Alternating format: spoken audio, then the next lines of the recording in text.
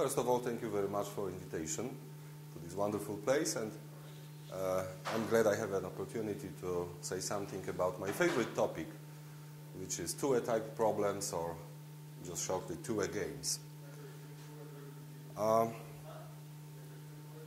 So there will be several parts in this talk. The first one is about graph colorings. This will be more concretely non-repetitive colorings of graphs. And this area starts with a very nice theorem discovered many years ago by Thue. Some of you may probably know it. So the theorem says that there is a three-coloring of the integers such that no two adjacent segments have exactly the same color pattern. What I mean by color pattern? So we can think about integers as vertices of an infinite path. And, well, a coloring is just an assignment of colors to these vertices. So we have three colors, red, blue, and yellow. And the property is that whenever we take a look at two adjacent segments, the color patterns must differ at least at one place. So for instance, we can see here on this example two adjacent blocks, such that the color pattern agrees at first three positions. Okay, we have yellow at first position of the first block and also yellow in a second block at the same place. Then blue and red, but they differ at the last place. Okay, so the property once again is that any two adjacent blocks must have different color patterns. They should differ in at least one place. Okay, so the proof of this theorem is not hard. If you know the trick, the following the argument is very easy.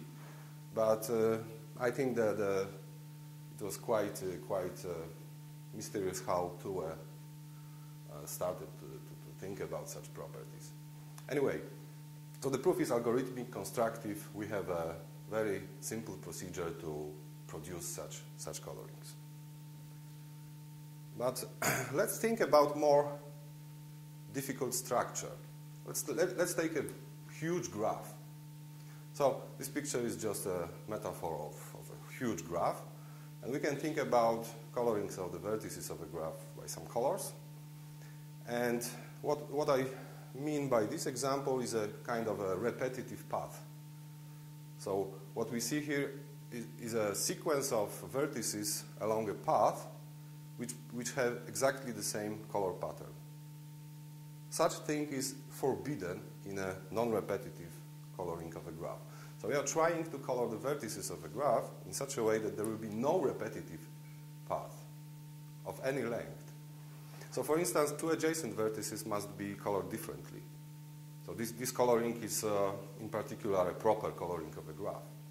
But also there cannot be a path like AB, AB, or any length. And if graph is huge but finite, of course we can do it with a finite number of colors. We can, for instance, give a different color to every vertex, and using many colors we can achieve a non-repetitive coloring. But of course the question is how small number of colors will be sufficient to achieve this goal. And a natural parameter is the Thue chromatic number of a graph, which is the minimum number of colors needed to a non-repetitive coloring of a graph. And I decided to denote it by pi of g. Any questions? Okay. And of course, what we are interested in questions like, is this Thue chromatic number bounded, for instance, for graphs of bounded maximum degree? For which classes of graphs is this parameter bounded independently of the size of graph? And we have some nice results, I guess. For instance, we could prove that if we restrict our graphs to such graphs that have bounded maximum degree, then the number of colors we need for a non-repetitive coloring is at most 16 times delta square, where delta is the maximum degree. So for instance, if delta is equal to, we have only paths or cycles, so just by Thue theorem, we have a finite bound for this parameter. So for paths, it's 3. For cycles, it's at most 4. So this bound is even too large. But even for graphs with delta equal to 3, so the so-called cubic graphs, it is already non-trivial to prove that in fact this two-achromatic number is bounded by some constant. And the proof of this theorem is also not very difficult, but it uses a very sophisticated tool, the so-called Lova's local lemma. This is the probabilistic tool. So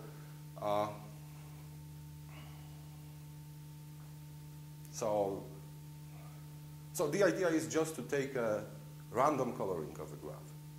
So we have this number of colors, and we choose a color for a vertex randomly, independently for every vertex.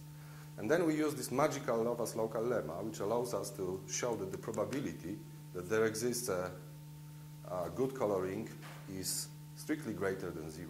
So there must be such colorings. And once again, even for delta equal to 3, we do not have any constructive way to prove it.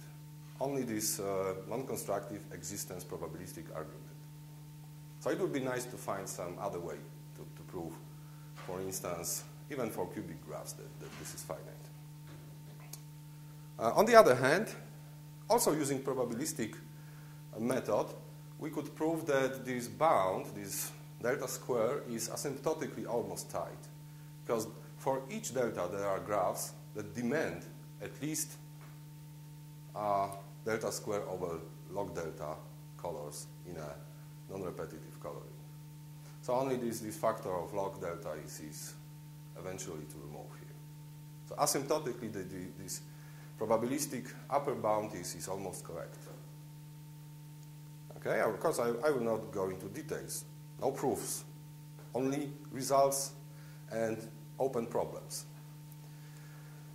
Another nice result done some years ago by Kindgen and Persmeyer asserts that this two-achromatic number is bounded for graphs of bounded 3-width. I hope you all know what is a 3-width. Or shall I explain it? For instance, trees have 3-width 1. And trees can be defined as graphs such that we start with one vertex, and then in every step, we add new vertex and join it to some vertex in a previous graph. So, for instance, a 2-tree can be defined similarly, but we start with one edge, and then at each step we add a new vertex, and we join it to two vertices that are joined by an edge. And the same with 3 trees, 4 trees, and so on.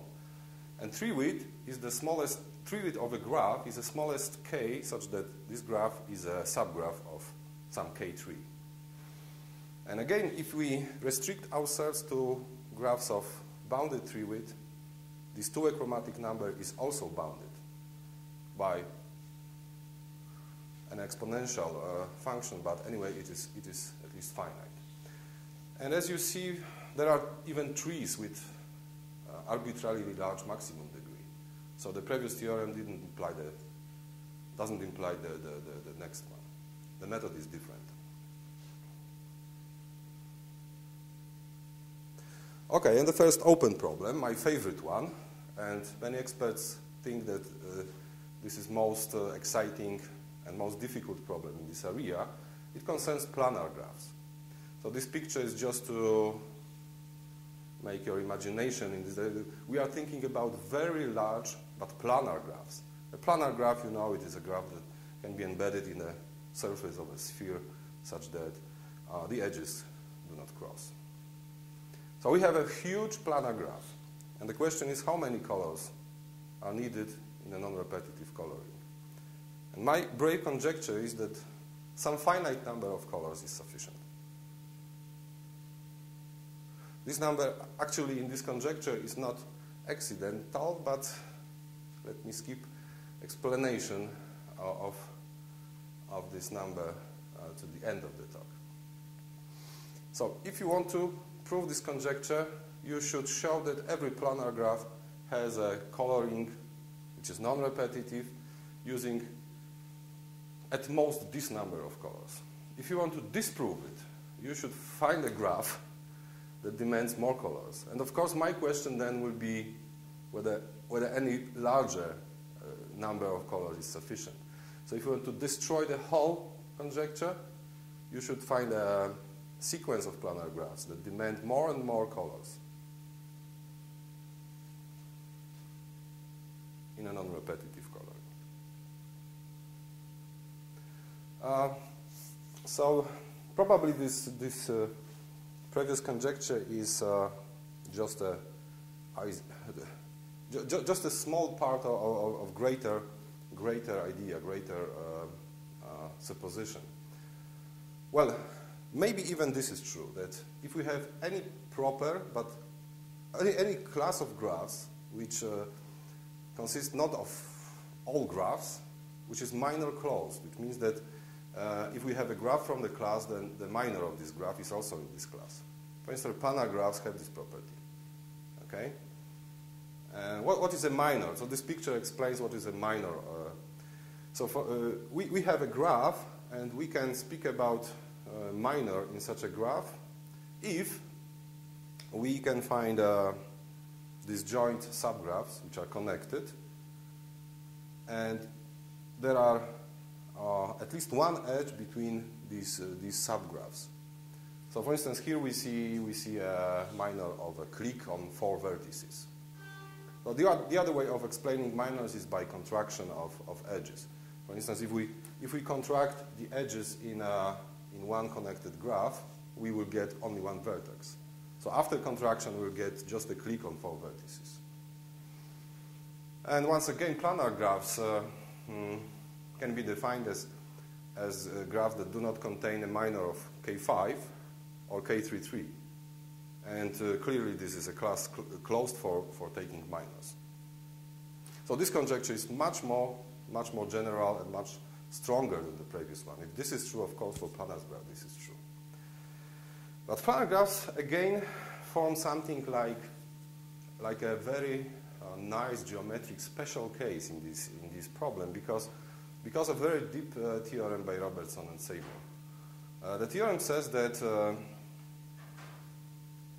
if we have a graph and we forbid this graph as a minor, we get a class of graphs without this graph as minor. For instance, let's forbid K5, then we'll get a class which is larger even than planar graphs.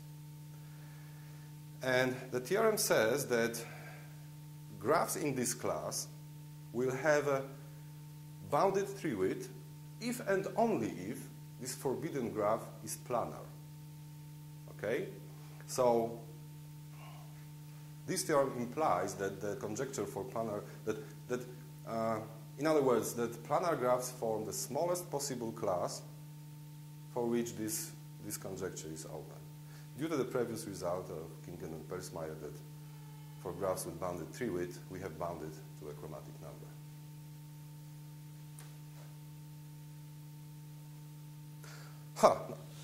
Now I have some results for a restricted version of the problem. If it is difficult to control repetitions on paths of any length, let's think about a simpler problem when we just take care of paths of bounded length. Then we can prove much more. For instance, if we have any proper minor closed class and the length of these forbidden repetitions is fixed, is bounded, then we can achieve proper colorings just using a finite, maybe large, but finite number of colors. Okay? So for instance, if R is equal to 1, then we just take care about 2 adjacent vertices, we get the usual chromatic number. And of course, this chromatic number is finite for such classes. But if we take, for instance, R equal to 2, we will get so-called star colorings. So no two adjacent vertices get the same color, as well as there are no paths of the form AB, AB. And if you think for a little while, you will see that in such colorings, if we have two color classes, then the graph spanned by these two classes is just a star forest. And it was also investigated, and even in such simple case, we have no exact bounds even for planar graphs. It is known that the star chromatic number for planar graphs is at most 20, I guess. And there are graphs that demand 10 colors, for instance. Now, in the whole problem, this R can be arbitrarily large. But if you restrict R to some finite and just take care about bounded parts of bounded length, we get this type of result. And moreover, the colorings that we achieve from this method are much more general, much stronger. For instance, we can even assign lists of colors to each vertex of some sufficiently large size, and then we take colors for vertices from these lists and obtain a proper coloring in this way. And also the method gives a game coloring version of the problem. In a game coloring version, the situation is as follows. We have a graph and two players, say N and Ben. And they color vertices alternately. And for instance, if R is equal to 1, in a classical case, the rule is that none of the players is allowed to color adjacent vertices with the same color, first of all. But the goals are different. N's goal is to color the whole graph, while Ben's goal is to achieve a partial coloring that cannot be extended anymore. If the number of colors is fixed, of course, this situation can happen. If there is, for instance, uncolored vertex and all colors are on its neighbors, then there is no color for this vertex. So even in this game version, this number is finite. So N has strategy with sufficiently large number of colors to get not only a proper but non-repetitive coloring with this restriction to paths of bounded length. But okay, speaking of list version, I have another conjecture. So the conjecture is that if we have a path of any length and lists of size 3 assigned to each vertex, then we can choose colors from these lists to vertices such that the resulting coloring will be non-repetitive. This seems like something easier even than Thue theorem, because in Thue theorem we have the same set of colors for every vertex. So what can go wrong if we have different lists of colors for different vertices? This is something counterintuitive, but there are examples in the usual graph coloring that we have, for instance, bipartite graphs that can be just two-colored, and such that in a list version, this list coloring, list chromatic number will be unbounded even. Okay, so this is maybe counterintuitive, and this is also open. Nobody could prove it so far, but using the probabilistic method, we can prove that 16 is a bound for the size of this list. So if there are 16 colors at each list, we can do it. And again, the coloring is random, using this magical Lovász local level. Finally, some games in this Thue fashion. So this is the second part of the talk. So, as I said before, we have two players, N and Ben. N is a clever girl, Ben is maybe some kind of, random player, but he will not, certainly will not be cooperating with her. And the board of the game is a long path. They have a fixed set of colors, for instance, 3 colors. And they will color this path consecutively and alternately. So for instance, n stars, then bend and n, but they color consecutive vertices on this path. And the main rule is that none of them can create a repetition. But n's goal is to color the whole path in this way, while Ben will try to prevent it from happening. So he will try to color in such a way that at some moment, continuing without creating a repetition will not be possible. Let's see a simple example. For instance, N can play greedily. She will use the first available color. So she starts with yellow, for instance. Then Ben, of course, must use a different color. Cannot do the same because this will be a repetition and then he will lose. Then N, of course, in her stupid greedy strategy uses yellow. Okay, it's fine. But now Ben can use what color? Certainly not yellow, but also not red, because there will be a repetition: yellow, red, yellow, red. So he must use blue. There are only 3 colors. Let's think that N plays again by yellow. Then Ben must use red, and now the last move by N again by yellow, and the game finishes now, as is seen easily. So even that Ben cannot make a move, he's a winner, because he says, okay, I have no more colors to satisfy this rule. And not the whole path is colored, so Ben is a winner. Nevertheless, my conjecture is that N has a strategy in this Thue game, even if there are only 3 colors at the disposal. I'm not sure why I believe in this conjecture. Again, if it is not true with 3 colors, I will ask you about 4, 5, or any finite bound. And I think that it can be proved that there is a finite bound, but with 3 colors, this is most exciting, of course. I think that there is even a result. I'm not completely sure about what I showed you here, but I think it can be proved.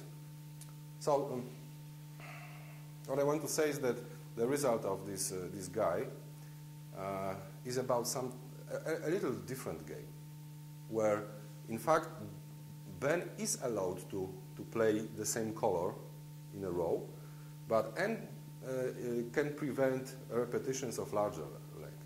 So he proved something like this. So if the repetitions of just length 2 are allowed, then still N can control appearing of repetitions of larger length. So I think this also, at least the method can be applied for such a result for this original game. And another game that came to my mind some time ago in Krakow. Here we have the same N, but different Ben, because the game is now a little bit different. So N will be coloring vertices, while Ben will be presenting new vertices. So the game starts with just one edge with different colors on the endpoints.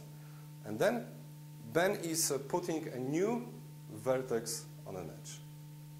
Okay, now, so again, think that there are 3 colors or bounded number of colors, and N must color immediately this new vertex in such a way that the whole path is colored non-repetitively. So again, Ben chooses an edge, puts a new vertex there. Oh. This TV is too short. I can see the last vertex on my screen. Anyway, so the game continues, and as I said, at every move, Ben's move, he adds new vertex. This is something like subdivision of an edge. And okay, so his goal is, of course, to achieve a situation when N will not have any available color to satisfy this property. And now, a conjecture is that n wins with 5 colors. I guess someone showed me a strategy for Ben, even with 4 colors. So 3 colors certainly are not sufficient, but even 4 colors are not enough. But maybe 5, or I will be satisfied with any, with a result that shows any finite bound in this game. I call it online Thue game. It's probably good name because these vertices appear somehow in an online fashion. And speaking about subdivisions, okay, first success.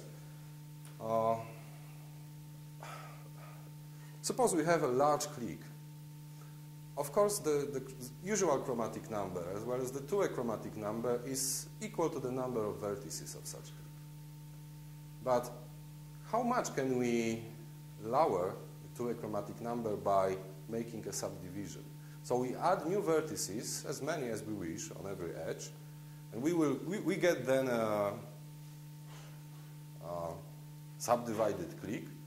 And the question is how small the Thue chromatic number can be achieved. And in fact, it can be proved pretty easily that we can go down to 5 with every clique, no matter how large, by sufficiently large subdivision. So we have to add many vertices on the edges, but eventually we'll get a graph with Thue chromatic number at most 5.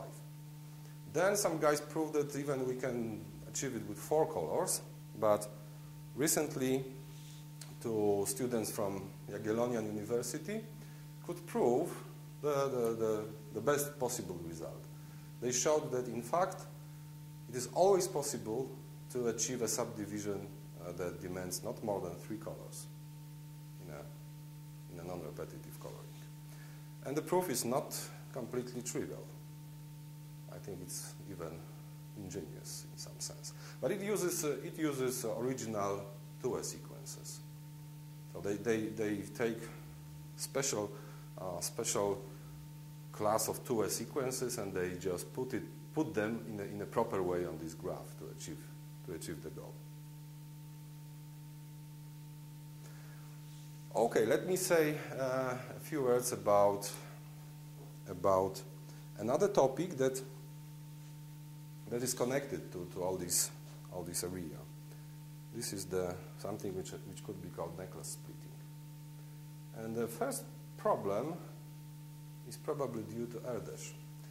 Erdős asked the following question in 1961.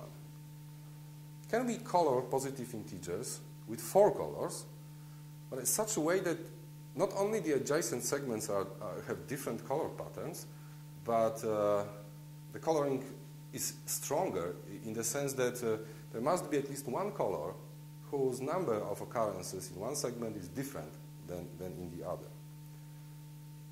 So here we have an example of such coloring.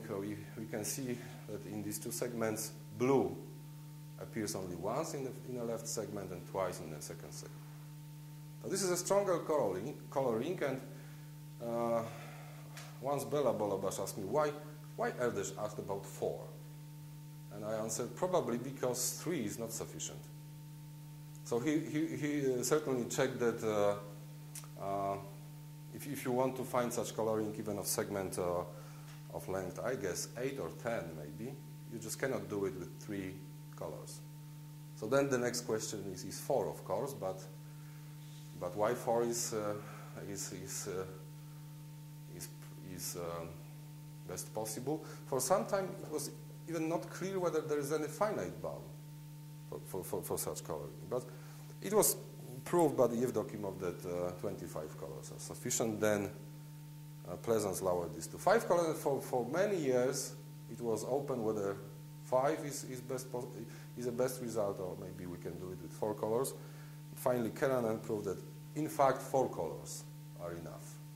But in this last result, some computers were used for verification. So the construction of this coloring is really difficult. And as I said, this is one of these results where we have a mathematical proof, but we have to use computers for some verifications.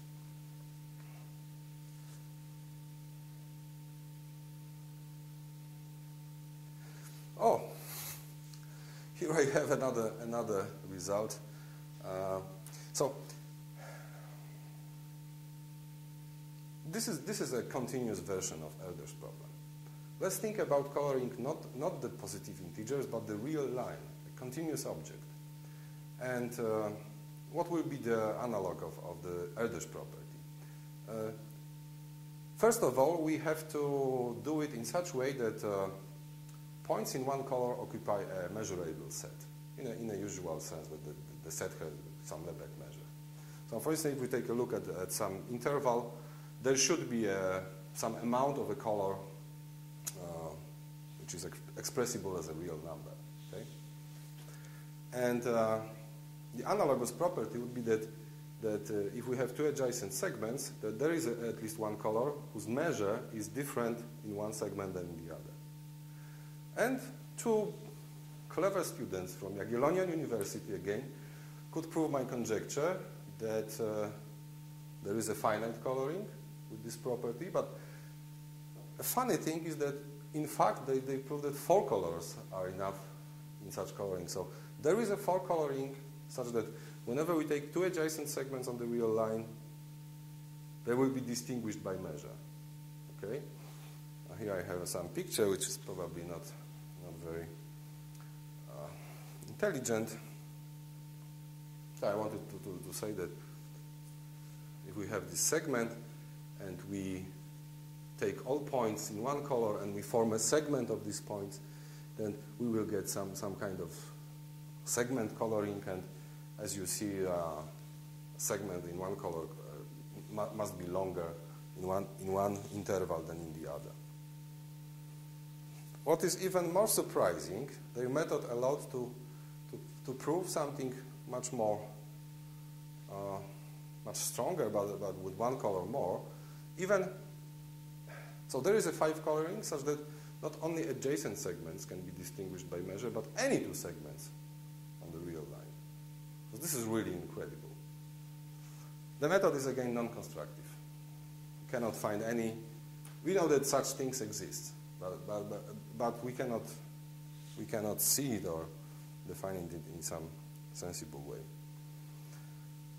But what about necklace splitting? So let's adopt a definition that a necklace is just an interval colored with some colors, and the points in one color form a measurable set. And suppose, so this is a necklace, and suppose two thieves stole a necklace and want to cut it and split it between them in a proper way, in a fair way. So I mean that each of them should get the same amount of each color. So after this splitting, these pieces should be possible to form two families, such that the amount of one color in one family is exactly the same as in the other. This is a fair splitting of a necklace.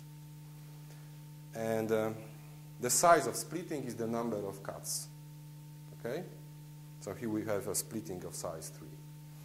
And there is a very nice theorem which uses topological methods, which asserts that if we have a k-colored interval, then k cuts are sufficient for such fair splitting. The proof uses a famous Borsuk-Ulam theorem. So any k-colored interval has a splitting of size most k. So maybe one comment about what it has to do with this Erdős property. Of course, in this continuous version, for instance, if we have if we have two adjacent intervals which are distinguished by measure, we can express it in the following way. We have an interval that cannot be splitted fairly just by one cut. Okay? Because one cut should be in the middle, and we will have the same amount on both sides. So going in this direction, we could prove a more general theorem. So the previous theorem by these two young guys was for k equal 1. No interval has a splitting of size 1.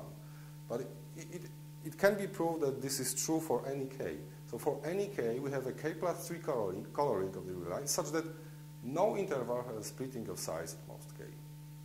This is really, really incredible. Do you agree that this is a nice theorem? Okay, and this is a continuous version, but we can go back now to a discrete world, and we also have a discrete version of this necklace splitting theorem. So now our necklace is just a path colored by some number of colors, and we should assume that the number of vertices in one color is even, such that the fair splitting should be possible. So here is an example of a splitting which is fair because we can form two families of these pieces, one family for one teeth, the other to the second, and each of them gets the same number of beads in any given color. And there is a theorem which asserts the same as for a continuous version, that each k-colored necklace has a splitting of size at most k. Again, the method is by Borsuk-Ulam theorem. But now, my conjecture is that something like this theorem for the real line should be maybe possible for coloring of the integers. So as you see in this brave conjecture, if k is equal 1, we get exactly the Erdős problem. Okay? Because if k is equal 1, we get a 4 coloring such that no segment has a splitting with one cut. This is the same as saying that there are no two adjacent segments with the same number of occurrences of every color. It is open for k equal 2. And I even don't know if there's any finite bound for larger k. I guess there should be, but I'm not sure if this is k plus 3. And finally, the last chapter, the last part of my talk, is devoted to another version of these Thue type colorings. This time we will use numbers as colors. And here is a very nice problem which is still open and calls for solution. We are coloring the integers by numbers. So okay, we can imagine colors, but we can put numbers instead of colors. Red is 1, blue is 2, and positive integers. And now we demand that the sums in adjacent segments, the sums of these numbers should be different, in segments of the same length. So for instance, here we have a good coloring in all proper senses, in Thue sense, in Erdős sense, but in this additive sense it is not good, because the sum in the left segment is exactly the same as in the second segment. So again, the question is whether there's any finite k such that we will have a coloring with k integers from 1 up to k, so that any two segments of the same length will have different sums. I don't know how to prove it, but I'll be very happy to see a proof. Or a counterexample, of course. I rather believe it is true, that there is a finite coloring. And another funny thing about this area is that there are some problems which are completely differently motivated, came from different places, and had the same flavor. For instance, here's a very nice new question in graph theory, which in my sense has the flavor of Thue problem, at least in this additive sense. Of what is the problem? We have a graph, and we label its edges by integers, 1, 2, 3, up to some maybe bounds, let's say k. And then for every vertex, we add the numbers which lie on these edges incident to the vertex. So for instance, this red vertex is adjacent to two edges labeled by 1 and 2, so the sum computed around it is 3. And then we assign these sums to vertices, and the property is that we look for is that these sums should form a proper coloring of a graph. So adjacent vertices of a graph should get different sums. Okay, so this is quite similar to the previous problem where we want different sums in adjacent segments. Here we want different sums around adjacent vertices in a graph. And there is a very nice question or supposition that every connected graph, except one edge, because for one edge we cannot do it, of course, will have such a labeling just by 3 numbers, 1, 2, and 3.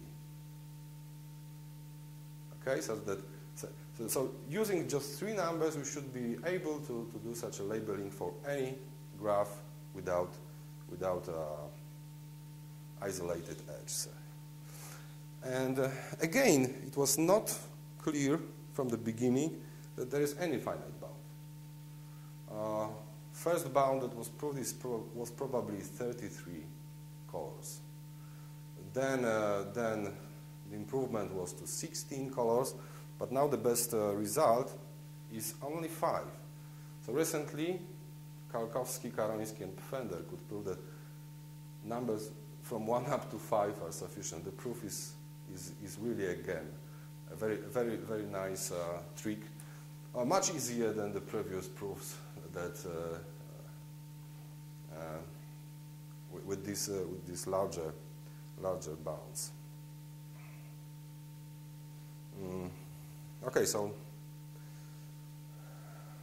I think that this conjecture will be proved.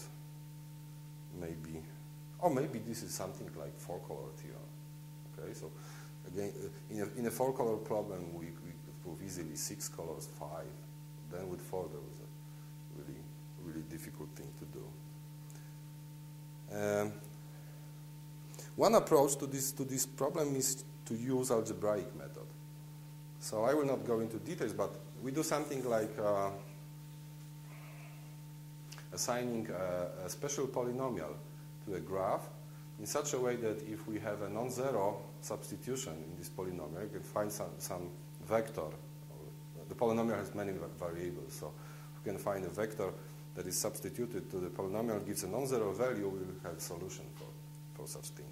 And using this method, we could prove something stronger, but just for some classes of graphs.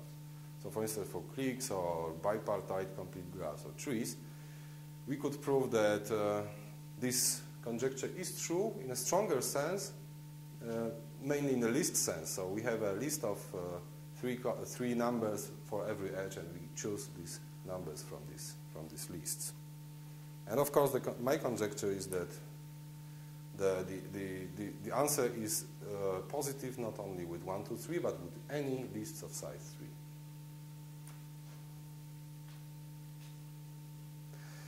3. And here is a very recent version of this problem where we put labels not on the edges, but on vertices of a graph. So the vertex version of a previous problem. So what we are doing, we are assigning numbers from 1 up to k vertices, and we compute a sum for every vertex taken over its neighbors. We do not take the label of a vertex itself. So for instance, this upper vertex had 2 neighbors with labels 1 and 2, so its sum is 3. And again, we want to obtain a proper coloring in this way. Here is a very brave conjecture.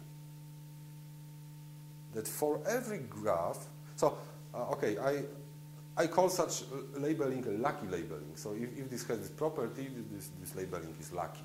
If we have some luck to achieve. And the conjecture is that if we have a graph which is k-colorable, then we can do this lucky labeling using numbers from 1 up to k. Why it is brave? Because we know it's true for cliques. If we have a clique, we must use numbers from 1 up to the number of vertices of this clique. Clearly, we cannot repeat any color. This is not an evidence, of course, for the conjecture.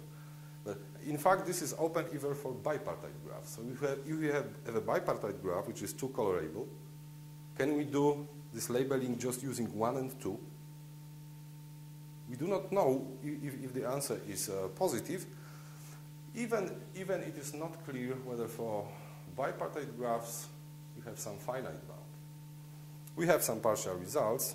for instance, we could prove by this algebraic method that if we take bipartite graphs with bounded arboricity, what is arboricity? This is a, so we can split the edges of a graph in such a way that the edges in one class form a forest, no cycles in one class, and arboricity is just the minimum number of parts in such a composition.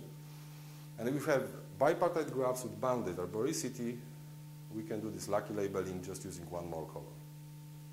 This can be proved by this algebraic method. The proof is not very hard, but uses a sophisticated tool. So for instance, for bipartite planar graphs, we can prove that the three colors, three labels, 1, 2, 3 are sufficient. Because bipartite planar graphs have arboricity 2, I guess. And it can be proved even in the version with lists. Okay, so the stronger result. And here is an explanation of this constant that appeared in on a previous slide for the conjecture with the Thue chromatic number of planar graphs. So we could prove that the lucky number is the minimum number of labels that allows for a lucky labeling of a graph. For planar graphs is at most this number. So this is huge, probably too huge. The conjecture is that only 4 labels are sufficient, but at least we have a finite bound.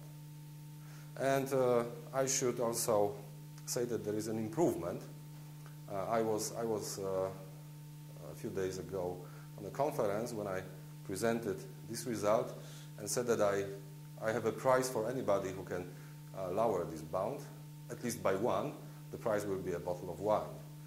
And after the talk, or in the evening maybe, a guy from Princeton, Sergei Norin, showed me a proof with much lower number than this one. So, but still much bigger than 4. Okay. So summarizing this talk, let me say a few general words. So this looks like a starting point of something which I could call the Thue theory. So we have many different problems of the same flavor. What is this flavor? We have some structure, some combinatorial structure, a graph or a path or an order, anything. And we have some favorite substructures. So for instance, in this Thue theorem, the structure is just a linear order, and substructure are just these intervals or segments in this order. And we have some adjacency relation on these substructures. Or we can speak about adjacent segments. Some segments are not adjacent, some are adjacent. And the task is to color the structure, the points of the structure, in such a way that these adjacent substructures will be distinguished in some way. So this is the general philosophy of this Thue theory. And let me finish with one example of an earlier result in this direction that came to my mind some years ago. So we have a plane, a usual Euclidean plane, and we color the points of the plane. And we want to distinguish topological disks. So a usual disk is just a disk, but a topological disk is a shape which is obtained by some topological deformation of such a disk. We have 2 such disks, and when are they colored differently? Where can we distinguish them? Maybe it's better to say when they are similarly colored. 2 disks are colored similarly if we can transform one disk onto the other in such a way that the colors of every point will agree. So the color of a point in one disk will be the same as the color of its image. So when are 2 topological disks colored differently, if doing any transformation, there will always be a point in one disk which is colored differently than its image. Believe me or not. But there is a 2 coloring of the plane such that no 2 topological disks are colored similarly in this way. So we can take any shapes and we could try any transformations, there will always be some difference.